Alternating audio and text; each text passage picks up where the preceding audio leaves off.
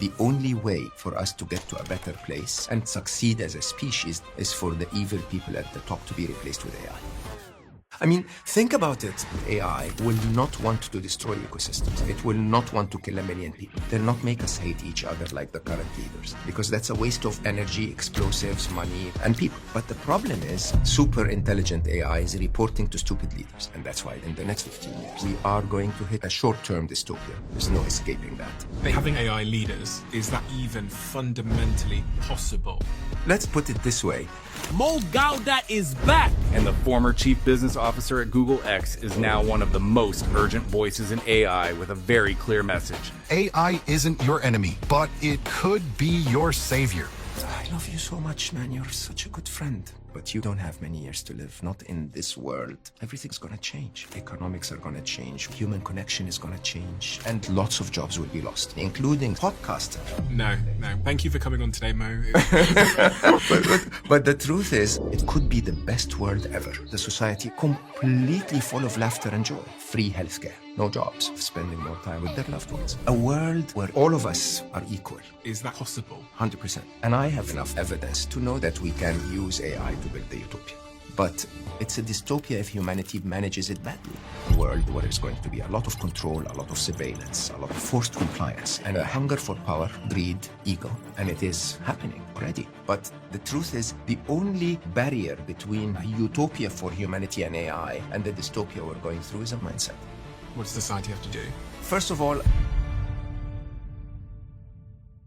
I see messages all the time in the comments section that some of you didn't realize you didn't subscribe. So if you could do me a favor and double check if you're a subscriber to this channel, that would be tremendously appreciated. It's the free thing that anybody that watches this show frequently can do to help us here, to keep everything going in this show in the trajectory it's on. So please do double check if you subscribed. And thank you so much, because in a strange way, you're part of our history and you're on this journey with us. And I appreciate you for that. So yeah, thank you. Mo, 2 years ago today, we sat here and discussed AI. We discussed your book, Scary Smart, and everything that was happening in the world. Since then, AI has continued to develop at a tremendous, alarming, mind-boggling rate. And the technologies that existed 2 years ago when we had that conversation have grown up and matured and are taking on a life of their own, no pun intended. What are you thinking about AI now, 2 years on? I know that you've started writing a new book called Alive, which is, I guess, a bit of a follow-on or an evolution of your thoughts as it relates to Scary Smart. Mm-hmm. But what is front of your mind when it comes to AI? So Scary Smart was shockingly accurate. It's quite I don't even know how I ended up predicting those things. I remember it was written in 2020, published in 2021. And then most people were like, who wants to talk about AI? I know everybody in the media, and I would go and like, do you want to talk? And then 2023, ChatGPT comes out and everything flips. Everyone realizes, this is real. This is not science fiction. This is here. And things move very, very fast, much faster than I think we've ever seen anything ever move, ever. And I think my position has changed on two very important fronts. One is, remember when we spoke about Scary Smart, I was still saying that there are things we can do to change the course. And we could at the time, I believe. Now I've changed my mind. Now I believe that we are going to hit a short-term dystopia. There's no escaping that. What is dystopia? I call it face RIPs. We can talk about it in details. But the way we define very important parameters in life are going to be completely changed. So face RIPs are, the way we define freedom, accountability, human connection and equality, economics, reality, innovation and business, and power. That's the first change. So the first change in my mind is that we will have to prepare for a world that is very unfamiliar. Okay. And that's the next 12 to 15 years. It has already started. We've seen examples of it in the world already, even though people don't talk about it. I try to tell people, there are things we absolutely have to do. But on the other hand, I started to take an active role in building amazing AIs. So AIs that will not only make our world better, but that will understand us, understand what humanity is through that process. What is the definition of the word dystopia? So in my mind, these are adverse circumstances that unfortunately might escalate beyond our control. The problem is there is a lot wrong with the value set, with the ethics of humanity at the age of the rise of the machines. And when you take a technology, every technology we've ever created just magnified human abilities. So, you can walk at 5 kilometers an hour. You get in a car and you can now go, 250, 280 miles an hour. Okay. Basically magnifying your mobility if you want. You can use a computer to magnify your calculation abilities or whatever. Okay. And what AI is going to magnify, unfortunately, at this time, is it's going to magnify the evil that man can do. And it is within our hands completely within our hands to change that. But I have to say, I don't think humanity has the awareness at this time to focus on this so that we actually use AI to build the utopia. So what you're essentially saying is that you now believe there'll be a period of dystopia. And to define the word dystopia, I've used AI. It says a terrible society where people live under fear, control, or suffering. And then you think we'll come out of that dystopia into a utopia, which is defined as a perfect or ideal place where everything works well, a good society where people live in peace, health, and happiness. Correct. So, and the difference between them, interestingly, is what I normally refer to as the second dilemma, which is the point where we hand over completely to AI. So a lot of people think that when AI is in full control, it's going to be an existential risk for humanity. I have enough evidence to argue that when we fully hand over to AI, that's going to be our salvation. That the problem with us today is not, that intelligence is going to work against us. It's that our stupidity as humans is working against us. And I think the challenges that will come from humans being in control are going to outweigh the challenges that could come from AI being in control. So as we're in this dystopia period, do you forecast the length of that dystopia? Yeah, I count it exactly as 12 to 15 years. I believe the beginning of the slope will happen in 2027. I mean, we will see signs in 26. We've seen signs in 24, but we will see escalating signs next year, and then a clear slip in 27. Why? The geopolitical environment of our world is not very positive. I mean, you really have to think deeply about not the symptoms, but the reasons why we are living the world that we live in today is money, right? And money, for anyone who really knows money is, you and I are peasants. We build businesses, we contribute to the world, we make things, we sell things, and so on. Real money is not made there at all. Real money is made in lending, in fractional reserve, right? And the biggest lender in the world would want reasons to lend. And those reasons are never as big as war. I mean, think about it, huh? The world spent $2.71 trillion on war in 2024, right? $1 trillion a year in the US. And when you really think deeply, I don't mean to be scary here, weapons have depreciation. They depreciate over 10 to 30 years, most weapons. They lose their value. They lose their value and they depreciate in accounting terms on the books of an army. The current arsenal of the US, that's a result of a deep search with my AI, Trixie. The current arsenal, I think, we think cost the US $24 to $26 trillion to build. My conclusion is that a lot of the wars that are happening around the world today are a means to get rid of those weapons so that you can replace them. And, when your morality as an industry is, we're building weapons to kill, then, you might as well use the weapons to kill. Who benefits? The lenders and the industry. But they can't make the decision to go to war. They have to rely on Donald Trump. Remember, I said that to you when I think on our third podcast. War is decided first, then the story is manufactured. remember 1984 and the Orwellian approach of like, freedom is slavery and war is peace, and they call it something speak. Basically, to convince people that going to war in another country to kill 4.7 million people is freedom. We're going there to free the Iraqi people. Is war ever freedom? To tell someone that you're going to kill 300,000 women and children is for liberty and for for human values. Seriously, how do we ever get to believe that? The story is manufactured, and then we follow. And humans, because we're gullible, we cheer up and we say, yeah, we're on the right side. They are the bad guys. Okay, so let me have a go at this idea. So the idea is that really money is driving a lot of the conflict we're seeing, and it's really going to be driving the dystopia.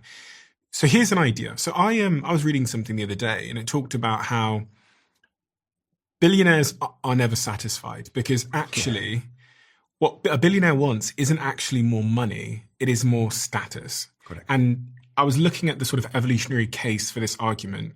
And if you go back a couple of thousand years, money didn't exist. You were as wealthy as what you could carry. Yeah. So even, I think, to the human mind, the idea of wealth and money isn't a thing. But what has always mattered from a survival of the fittest, from a reproductive standpoint, what's always had reproductive value, if you go back thousands of years, the person who was able to mate the most was the person with the most status. So it makes the case, the reason why billionaires get all of this money, but then they go on podcasts and they want to start their own podcast and they want to buy newspapers, is actually because at the very core of human beings is a desire to increase their status. Yeah. And so if we think of, when we go back to the example of why wars are breaking out, maybe it's not money. Maybe actually it's status. And it's this prime minister or this leader or this individual wanting to create more power and more status, because really at the heart of what matters to a human being is having more power and more status. And money as a thing is actually just a proxy of my status. And what kind of world is that? I mean, it's a fucked up one. All these powerful men have correct are really messing the world up. But so can I? Actually, AI is the same, because we're in this AI race now, where a lot of tech billionaires 100%. Are like, if I get AGI, artificial general intelligence first, then I basically rule the world. 100%. That's exactly the concept. What I used to call the first inevitable, now I call the first dilemma in Scary Smart, is that it's a race that constantly accelerates. You think the next 12 years are going to be AI dystopia, where things aren't going to go well? I think the next 12 years are going to be human dystopia using AI. And human-induced dystopia using AI. And you define that by a rise in warfare around the world as people. So the last one, the RIPs, the last one is basically you're going to have a massive concentration of power and a massive distribution of power. Okay, and that basically will mean that those with the maximum concentration of power are going to try to oppress those with democracy of power. Okay, so think about it this way. In today's world, unlike the past, the Houthis with a drone. The Houthis are the Yemeni tribes basically resisting US power and Israeli power in the Red Sea. Okay, they use a drone that is $3,000 worth to attack a warship from the US or an airplane from the US and so on, that's worth hundreds of millions. Okay, that kind of democracy of power makes those in power worry a lot about where the next threat is coming from. Okay, and this happens not only in war, but also in economics. Okay, also in innovation, also in technology, and so on and so forth. Right, and so basically, what that means is that, like you rightly said, as the tech oligarchs are attempting to get to AGI, they want to make sure that as soon as they get to AGI, that nobody else has AGI. And basically, they want to make sure that nobody else has the ability to shake their position of privilege, if you want. Okay? And so you're going to see a world where, unfortunately, there's going to be a lot of control, a lot of surveillance, a lot of of forced compliance, if you want, or you lose your privilege to be in the world. And it is happening already. With this acronym, I want to make sure we get through the whole acronym. So You like dystopians, don't you? well, I want to do the dystopian thing, then I want to do the utopia. Okay. And ideally how we move from dystopia to utopia. So the F in face RIP Is the loss of freedom as a result of that power dichotomy, right? So you have Loss of freedom. you have a massive amount of power, as you can see today in one specific army being powered by the U.S. Funds and a lot of money, right? Fighting against peasants, really, that have no weapons almost at all.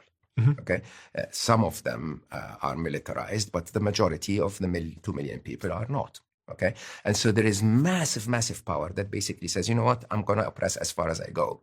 Okay, and I'm going to do whatever I want because the cheerleaders are going to be quiet, right? Or they're going to cheer, or even worse. Huh? And so basically, in that, what happens is maximum power threatened by a democracy of power leads to a loss of freedom for everyone. Okay? because how does that impact my freedom? Your freedom? Yeah. Very soon, you will, if you publish this episode, you're going to start to get questions around, should you be talking about those topics in your podcast? Okay. If I have been on this episode, then probably next time I land in the US, someone will question me. Say, why do you say those things? Which side are you on? Right? And you can easily see that everything, I mean, I told you that before, it doesn't matter what I try to contribute to the world, my bank will cancel my bank account every 6 weeks, simply because of my ethnicity and my origin, right? Every now and then they'll just stop my bank account and say, we need a document. My other colleagues of a different color or a different ethnicity don't get asked for another document, right? But that's because I come from an ethnicity that is positioned in the world for the last 30, 40 years as the enemy, okay? And so when you really think about it, in a world where everything is becoming digital, in a world where everything is monitored, in a world where everything is seen, okay, we don't have much freedom anymore. And I'm not actually debating that, or I don't see a way to fix that. Because the AI is going to have more information on us, be better at tracking who we are, and therefore that will result in certain freedoms being restricted. Is that what you're saying? This is one element of it. Okay, if you push that element further, in a very short time, if you've seen Agent, for example, recently, Manos or ChatGPT, there will be a time where you'll simply not do things yourself anymore. Okay, you'll simply go to your AI and say, hey, by the way, I'm going to meet Steven. Can you please, book that for me? Great. And it will do absolutely everything. That's great until the moment where it decides to do things that are not motivated only by your well-being, right? Why would it do that? Simply because, maybe if I buy a BA ticket instead of an Emirates ticket, some agent is going to make more money than other agents and so on, right? And I wouldn't be able to even catch it up if I hand over completely to an AI. Go a step further. Huh? Think about a world where almost everyone, is on UBI. Okay? What's UBI? Universal Basic Income. I mean, think about the economics, the E in face RIPs. Think about the economics of a world where we're going to start to see a trillionaire. Before 2030, I can guarantee you that someone will be a trillionaire. I think there are many trillionaires in the world today we just don't know who they are. But there will be a new Elon Musk or Larry Ellison that will become a trillionaire because of AI investments, right? And that trillionaire will have so much money to buy everything. There will be robots and AIs doing everything, and humans will have no jobs.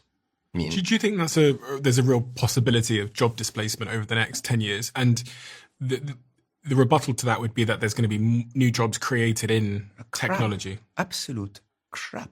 Really? Of course. How can you be so sure? Okay. So again, I am not sure about anything. So let's just be very, very clear. It would be very arrogant, okay, to assume that I know. You just said it was crap. My belief is it is 100% crap. Okay. Take a job like software developer. Yep. Okay. Emma.love, my new startup, is me, Sanad, another technical engineer, and a lot of AIs. Okay, that startup would have been 350 developers in the past. I get that. But are you now hiring in other roles because of that? Or, you know, as is the case with the steam engine, I can't remember the effect, but you probably know that when coal became cheaper, people were worried that the coal industry would go out of business. But actually what happened is people used more trains. So trains now were used for transport and other things and leisure, whereas before they were just used for cargo. Yeah. So there became more use cases and the coal industry exploded. So I'm wondering, with technology, yes, software developers are going to maybe not have as many jobs, but everything's going to be software. Name me one. Name you one what? Job. That's going to be created? Yeah. One job that cannot be done by an AI or a robot. My girlfriend's breathwork retreat business, where she takes groups of women around the world. Her company's called Bali Breathwork. Yeah, correct. And there's going to be a greater demand for connection, human connection. Correct. Keep going. So Yes. there's going to be more people doing community events in real life, festivals. I think we're going to see a huge surge in things like Everything that has to do with human connection. Yeah. Correct. I'm totally in with that. Okay. What's the percentage of that versus accountant? It's a much smaller percentage for sure in terms of white collar jobs. Now, who does she sell to?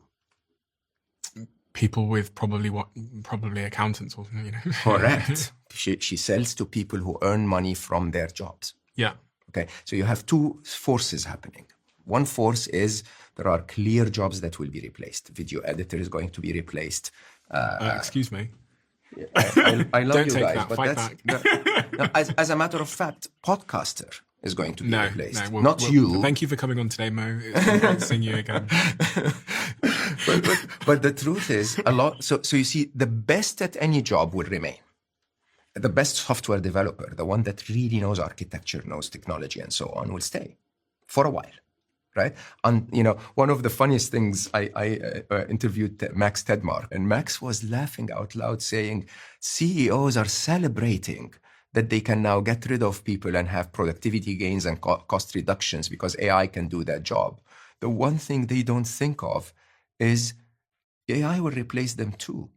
AGI is going to be better at everything than humans, at everything, including being a CEO, right? And you really have to imagine that there will be a time where most incompetent CEOs will be replaced. Most incompetent, even breath work, okay? Eventually, there might actually one of two things be happening. One is either part of that job, other than the top breath work instructors, okay, who are going to gather all of the people that can still afford to pay for a breath work, class. They're going to be concentrated at the top, and a lot of the bottom is not going to be working for one of two reasons. One is either there is not enough demand because so many people lost their jobs. So when you're on UBI, you cannot tell the government, hey, by the way, pay me a bit more for a breathwork class. UBI being Universal Basic Income, and the government just gives you money every month. Correct. And if you really think of freedom and economics, UBI is a very interesting place to be. Because unfortunately, as I said, there's absolutely nothing wrong with AI. There's a lot wrong with the value set of humanity at the age of the rise of the machines, right? And the biggest value set of humanity is capitalism today. And capitalism is all about what? Labor arbitrage. What does that mean? I hire you to do something. I pay you $1. I sell it for $2. Okay, and most people confuse that because they say, oh, but the cost of a product also includes raw materials and factories and so on and so forth. All of that is built by labor, right? So basically, labor goes and mines for the material, and then the material is sold for a little bit of margin. Then that material is turned into a machine. It's sold for a little bit of margin. Then that machine, and so on. Okay, there's always labor arbitrage. In a world where humanity's minds are being replaced by AIs, virtual AIs. Okay, and humanity's power, strength, within 3 to 5 years' time, can be replaced by a robot. You really have to question how this world looks like. It could be the best world ever, and that's what I believe the utopia will look like. Because we were never made to wake up every morning and just, occupy 20 hours of our day with work. right? We're not made for that, but we've fit into that, system so well so far that we started to believe it's our life's purpose. But we choose it. We willingly choose it. And if you give someone unlimited money, they still tend to go back to work or find something to occupy their time with. They find something to occupy their time Which with. is usually, for so many people, is building something, philanthropy, a 100%. business. So you build something. So between Sanad and I, Emma.love is not about making money. It's about finding true love relationships. What is that? Sorry, just for context. So It's a business you're building, just for the audience context. Yeah. So the idea here is it might become a unicorn and be worth $1 billion, but neither I nor Sanad are interested. Okay. We're doing it because we can. Okay. And we're doing it because it can make a massive difference to the world. And you have money, though. It doesn't take that much money anymore to build anything in the world. This is labor arbitrage. But to build something exceptional, it's still going to take a little bit more money than building something bad. For the next few years. So whoever has the capital to build something exceptional will end up winning. So this is a very interesting understanding of freedom. Okay. This is the reason why we have the AI arms race. Okay. Is that the one that owns the platform is going to be making all the money and keeping all the power. Think of it this way. When humanity started, the best hunter in the tribe could maybe feed the tribe for 3 to 4 more days. And as a reward, he gained the favor of multiple mates in the tribe. That's it. The top farmer in the tribe could feed the tribe for a season more. Okay. And as a result, they got estates and mansions and so on. The best industrialist in a city could actually employ the whole city, could grow the GDP of their entire country. And as a result, they became millionaires in the 1920s. The best technologists now are billionaires. Now, what's the difference between them? The tool. The hunter only depended on their skills. And the automation, the entire automation he had was a spear. The farmer had way more automation. And the biggest automation was what? The soil. The soil did most of the work. The factory did most of the work. The network did most of the work. And so that incredible expansion of wealth and power, and as well, the incredible impact that something brings is entirely around the tool that automates. So who's going to own the tool? Who's going to own the digital soil, the AI soil? It's the platform owners. And the platforms you're describing are things like OpenAI, Gemini, Grok. These are interfaces to the platforms. The platforms are all of the tokens, all of the compute that is in the background, all of the methodology, the systems, the algorithms. That's the platform, the AI itself. Yeah. Grok is the interface to it. But I think this is probably worth explaining in layman's terms to people that haven't built AI tools yet, because I think to the listener, they probably think that every AI company they're hearing of right now is building their own AI. Whereas actually what's happening is there is really 5, 6, 7 AI companies in the world. And when I built my AI application, I basically pay them for every time I use their AI. So if Stephen Bartlett builds an AI at stephenbartlettai.com, it's not that I've built my own I've trained my own model. Really what I'm doing is I'm paying Sam Altman's ChatGPT every single time I do a call. I basically, I do a search or, I use a token.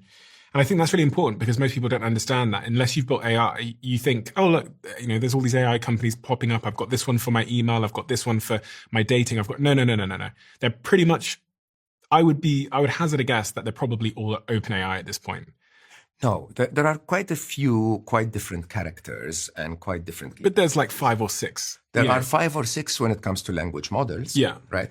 But interestingly, so yes, I should say yes to start. And then I should say, but there was an interesting twist with DeepSeek at the beginning of the year. So what DeepSeek did is they basically nullified the business model, if you want, in 2 ways. One is it was around a week or 2 after, Trump stood with pride saying Stargate is the biggest investment project in the history, and it's $500 billion to build AI infrastructure, and SoftBank and Larry Ellison and Sam Altman were sitting, and so, beautiful picture. And then DeepSeek R3 comes out. It does the job for 1/30 of the cost, okay? And interestingly, is entirely open source and available as an edge AI. So that's really, really interesting, because there could be now in the future, as the technology improves, the learning models will be massive, but then you can compress them into something you can have on your phone. And you can download DeepSeek literally offline on an off-the-network computer and build an AI on it. There's a website that basically tracks the sort of cleanest apples to apples market share of all the website referrals sent by AI chatbots. And ChatGPT is currently at 79%, roughly about 80%. Perplexity is at 11%, Microsoft Copilot's at about 5%, Google Gemini is about 2%, Claude's about 1%, and DeepSeek's about 1%. And really, like the point that I want to land is just that when you hear of a new AI app or tool, or this one can make videos, it's built on one of them. It's basically built on one of these really 3 or 4 AI platforms that's controlled really by 3 or 4 AI, billionaire teams. And actually, the one of them that gets to what we call AGI first, where the AI gets really, really advanced, one could say is potentially going to rule the world as it relates to technology. Yes, if they get enough head start. So I actually think that what I'm more concerned about now is not AGI, believe it or not. So AGI in my mind, and I said that back in 2023, right, that we will get to AGI. At the time, I said 2027. Now I believe 2026 latest. Okay. The most interesting development that nobody is talking about is self-evolving AIs.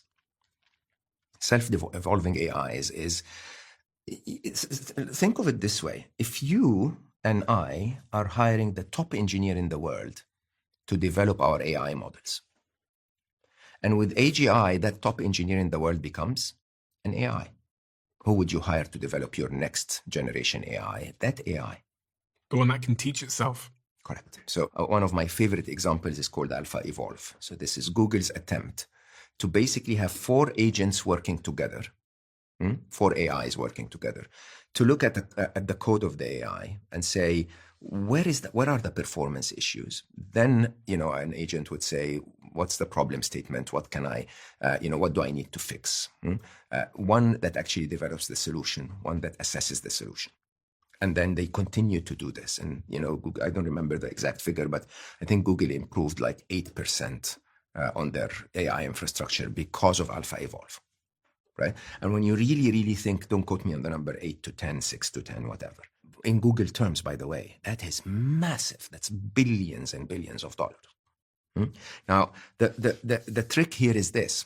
The trick is, again, you have to think in game theory format.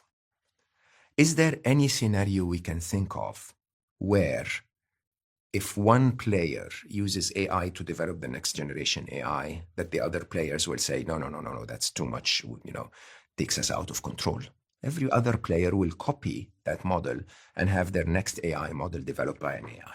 Is this what Sam Altman talks about, who's the founder of ChatGPT/OpenAI, when he talks about a fast takeoff? I don't know exactly which you're referring to, but we're all talking about a point now that we call the intelligence explosion.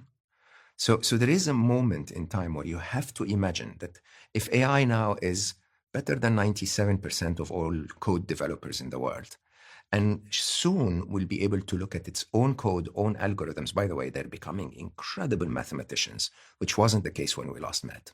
If they can develop, improve their